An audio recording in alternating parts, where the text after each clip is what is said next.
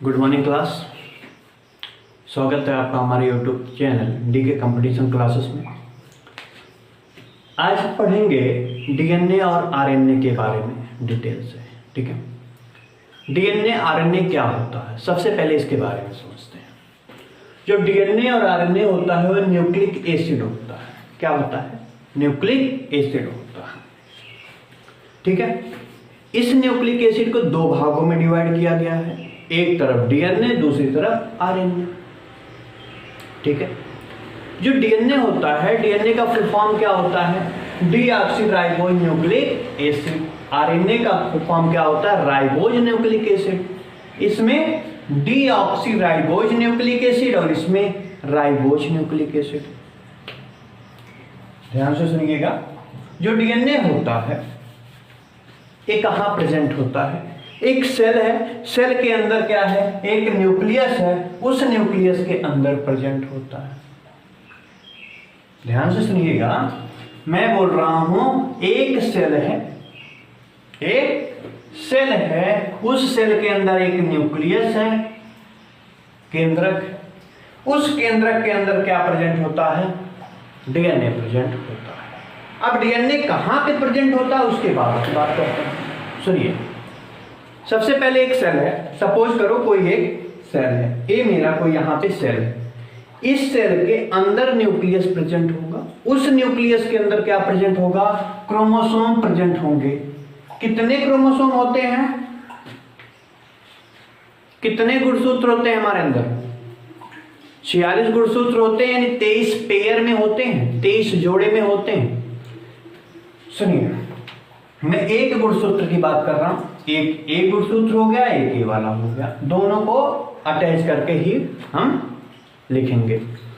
सुनिए, जो क्रोमोसोम होता है उसका नाम क्या होता है? गुणसूत्र। ठीक है, इसी गुणसूत्र के अंदर क्या प्रेजेंट होता है? डीएनए। और इसी डीएनए के अंदर क्या प्रेजेंट होता है? जीन। देखना भाई, दोबारा समझना। एक सेल है, उस सेल के अंदर केंद्रक है, केंद्रक का मतलब न्यूक्लियस है, उस न्यूक्लियस के अंदर क्रोमोसोम है, उस क्रोमोसोम के अंदर डीएनए है और उस डीएनए के अंदर जीन है। ध्यान से सुनिएगा, मैं क्या बोला? एक सेल है, एक सेल के अंदर क्या है? न्यूक्लियस है, केंद्रक है, उस न्यूक्लियस के अंदर क्या है? क्रोमोसोम है, यानी गुणसूत्र है। उस गुणसूत्र को जब हम खींचेंगे तो क्या बनता है? डीएनए। जैसे इसको ज्यादा खींचना स्टार्ट कर दिए गुणसूत्र को तो क्या निकला? डीएनए, यानी उसके अंदर क्या प्रेजेंट है? डीएनए। अब डीएनए को जब खींचे तो क्या बना? जीन। देखो, जो जीन होता है ये डीएनए का पार्ट है। ठीक है, लेकिन हर जगह जीन नहीं होता। हर डीएनए के हर जगह पे जीन नहीं होता। डीएनए के हर जगह पे जीन नहीं होता। कुछ जगह पे जीन होता है, कुछ जगह पे नहीं होता। इसलिए इसको हम बोलते हैं कि हर एक डीएनए जीन नहीं होता। हर एक डीएनए जीन नहीं होता। क्यों? क्योंकि हर डीएनए, कोई डीएनए पे हर जगह जीन प्रेजेंट नहीं होता। अब जब हर जगह जीन नहीं प्रेजेंट है तो क्या हम बोल सकते हैं कि हर डीएनए जीन होता है? नहीं होता। लेकिन हर जीन डीएनए जरूर होता है। डीएनए जीन नहीं होता, लेकिन जीन डीएनए होता है। ठीक है, सुनिए, आपको एक लाइनिंग दिख रही होगी, मैं यहां पे बना के बता रहा हूं। एक मिनट,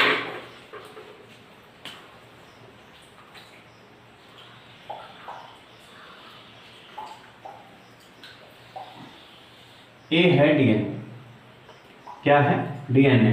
डीएनए कभी भी रहेगा द्विकुंडलित रहेगा, डबल हेलिक्स। ठीक है, डीएनए कभी भी रहेगा डबल हेलिक्स की तरह रहता है। ये जो एक लाइनिंग आ रही है ना, ये वाली एक लाइन, इसका नाम क्या होता है? न्यूक्लियोटाइड। क्या नाम होता है? न्यूक्लियोटाइड।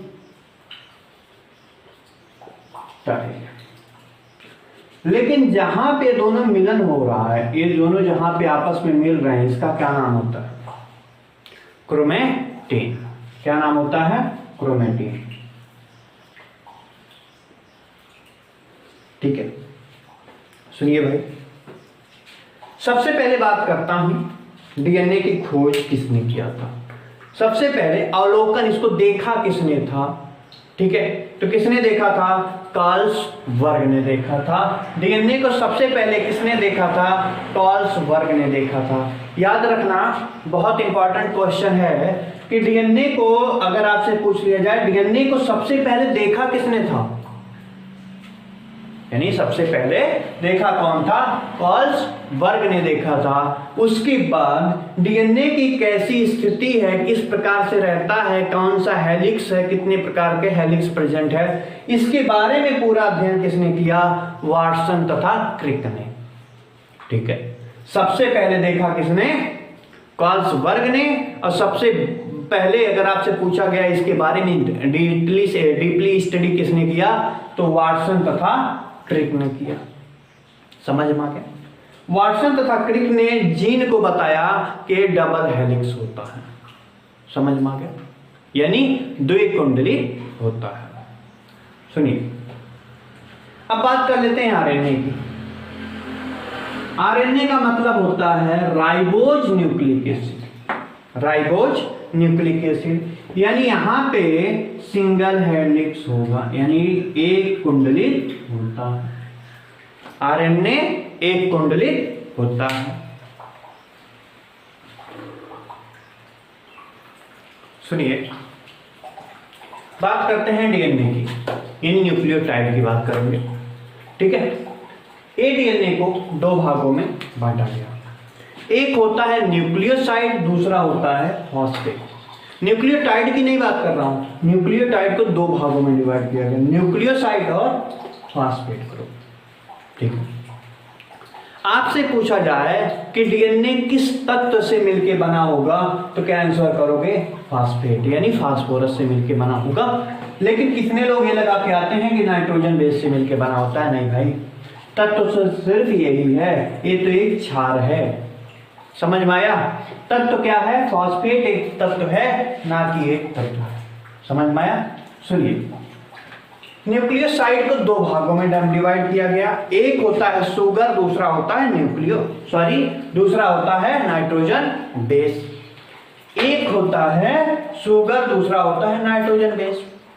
सुगर आप लोग जानते होंगे, सुगर क्या होते हैं। ठीक है, नाइट्रोजन बेस की बात करते हैं। नाइट्रोजन बेस को दो भागों में डिवाइड किया गया, प्यूरिन और पिरामिडिन। प्यूरिन और पिरामिडिन। प्यूरिन में कौन आता है? एडेनिन और ग्वानिन आएगा। कौन कौन आएगा? एडेनिन और ग्वानिन। मैं शॉर्ट ट्रिक से लेके चल रहा हूं, इसका पहला अक्षर ही लिख रहा हूं, एडेनिन और ग्वानिन। पिरामिडिन में कौन आएगा? थायमिन और साइटोसिन। ये बात करते हैं हम, डीएनए की बात चल रही है। डीएनए के प्यूरिन में कौन आएगा? एडेनिन और ग्वानिन।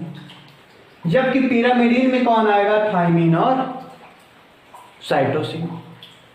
सुनिए, इसको आपको याद करना है, ये हाइड्रोजन बॉन्ड से मिलके बने होते हैं। हाइड्रोजन बॉन्ड के द्वारा आपस में जुड़ते हैं। कैसे जुड़ेंगे? सुनिए, जो एडेनिन है ये हमेशा थायमिन के साथ जुड़ता है, ग्वानिन है साइटोसिन के साथ जुड़ेगा। आपको ट्रिक से याद करना है, प्यूरिन में कौन कौन आता है? एजी। ठीक है, कौन कौन आता है? एजी। ठीक है, कोई बुलाता है ना एजी, सुनिए जी। ठीक है, तो एजी का मतलब क्या होता है? एजी का मतलब क्या होता है? Adenine guanine. ठीक है, शॉर्ट ट्रिक से याद करना, अबे गधा। ठीक है, एजी कोई बुलाता है तो मतलब अबे गधा। ठीक है, आपको नहीं पता रहता।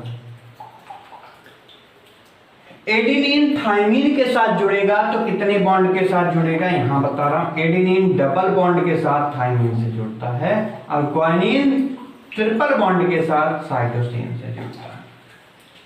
ये बात चल रही थी किसकी, डीएनए की। लेकिन मैं आरएनए की बात करूं तो यही पिरामिडिन में थाइमिन की जगह पे क्या हो जाता है, यूरेसिल। क्या हो जाता है, यूरेसिल। पिरामिडिन में आरएनए की जगह क्या हो जाता है, यूरेसिल। ठीक है, अगर यूरेसिल जुड़ेगा किसके साथ, एडेनिन के साथ जुड़ेगा। समझ में आया, कितने बॉन्ड, डबल बॉन्ड के साथ ही जुड़ेगा। कोई अंतर नहीं होता, सिर्फ थाइमिन को हटा के क्या लिख दिया जाता है, यूरेसिल। ठीक है, यहां तक समझ में आया। आगे बढ़ते हैं।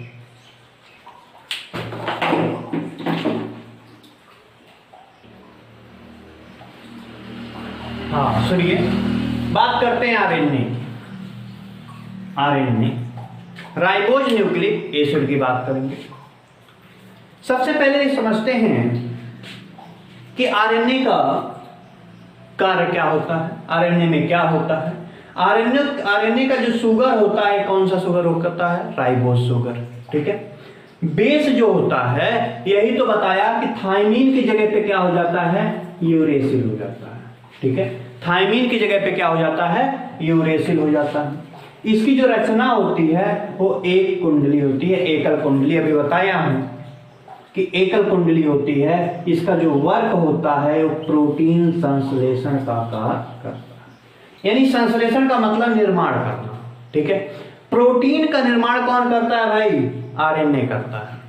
ठीक है, सुनिए प्रोटीन कैसे बनते हैं इसके बारे में डिटेल से समझते हैं। देखिए, एक प्रोटीन बनाने के लिए हमें 20 अमीनो एसिड की जरूरत पड़ती है।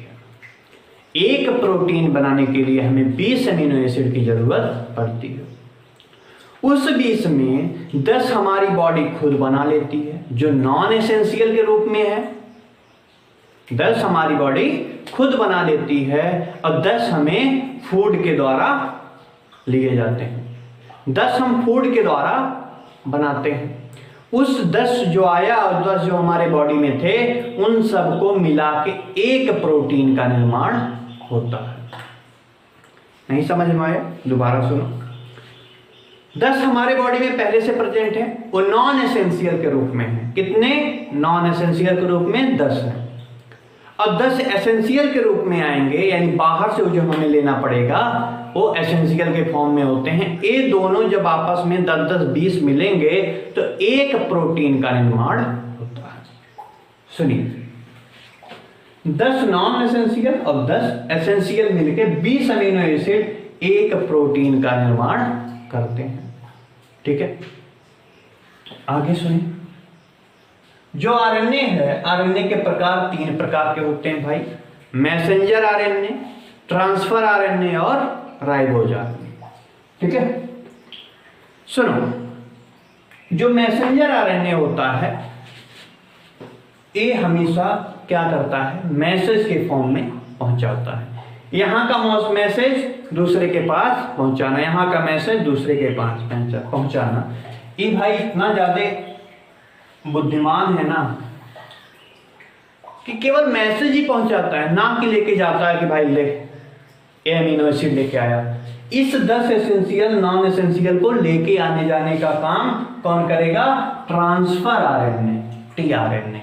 ठीक है, बताया कौन, इसका पहचान कौन किया, कौन एसेंशियल नॉन एसेंशियल का पहचान कौन किया, एमआरएनए। ठीक है, अब इसका पहचान कर लिया तो किसको मैसेज दिया, टीआरएनए को, यानी ट्रांसफर आरएनए क्या करता है, उसको लेके जाता है। अब जब लेके गया तो किसके पास लेके गया, आरएनए, यानी रिवर्स राइबोज आरएनए के पास। ये आरएनए क्या करता है, प्रोटीन का निर्माण करता है। मैसेज कौन दिया कि भाई वाह इतने ज्यादा अमीनो एसिड आ गए हैं। ठीक है, वही पकड़ता है जो एसेंशियल हैं, नॉन एसेंशियल को भी जो बॉडी में है वही दोनों को पकड़ के, और अमीनो एसिड के कोई मतलब नहीं है इससे, कि मुझसे कोई मतलब नहीं है, सिर्फ एक क्या काम करता है, प्रोटीन बनाने के लिए पहचान करता है अमीनो एसिड का। ठीक है, किसको पहुंचा दिया, टीआरएनए को। टीआरएनए को क्या लेके गया तो क्या बनवाया, आरएनए के पास लेके गया तो ये प्रोटीन का निर्माण किया। ठीक है, यहां तक समझ में आया? आगे चलते हैं। हाँ सुने, जो डीएनए होता है, डीएनए से आरएनए का बनना, डीएनए से आरएनए का बनना क्या कहलाता है? ट्रांसक्रिप्शन। ठीक है, आप अगर डीएनए है तो उसका आरएनए बनाने के लिए क्या किया जाता है? ट्रांसक्रिप्शन। लेकिन आरएनए से प्रोटीन का निर्माण करना क्या कहलाता है? ट्रांसलेशन।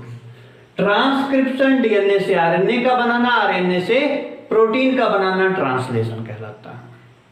ठीक है, देखो भाई, आरएनए से डीएनए बना सकते हैं लेकिन प्रोटीन से आरएनए नहीं बना सकते। ठीक है, आरएनए से फिर डीएनए बनाने की प्रक्रिया को क्या बोलेंगे? Reverse transcription. एक बार हुआ तो ट्रांसक्रिप्शन, और दोबारा जब आरएनए से डीएनए बना तो रिवर्स ट्रांसक्रिप्शन। ठीक है, रिवर्स ट्रांसक्रिप्शन कहलाया।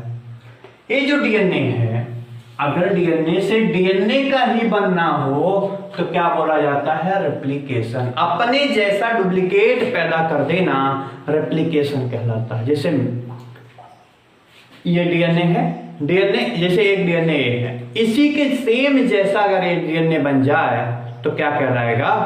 ट्रांसक्रिप्शन। ठीक है, सॉरी रेप्लिकेशन कहलाता है, सॉरी।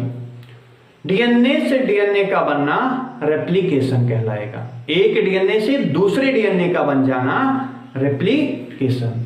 लेकिन एक डीएनए से आरएनए का बनना ट्रांसक्रिप्शन, लेकिन आरएनए से प्रोटीन का बनना ट्रांसलेशन, और आरएनए से डीएनए का बनना रिवर्स ट्रांसक्रिप्शन। ये मैं इन सब के बारे में डिटेल से पढ़ा चुका हूं।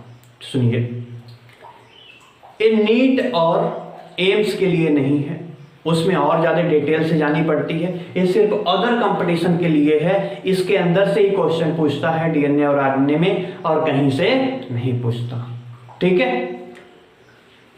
यहां तक समझ में आ गया? ठीक है, सुनिए, अगली बात करेंगे। जो मेरा वीडियो जा रहा है यूट्यूब पे, ठीक है, इसको आप लोग पूरा देखिए, तभी समझ में आएगा कि हम क्या पढ़े हैं क्या नहीं। ठीक है, कोई अगर प्रॉब्लम हो रही है तो मुझे कमेंट करके जरूर बताइएगा। Thank you class.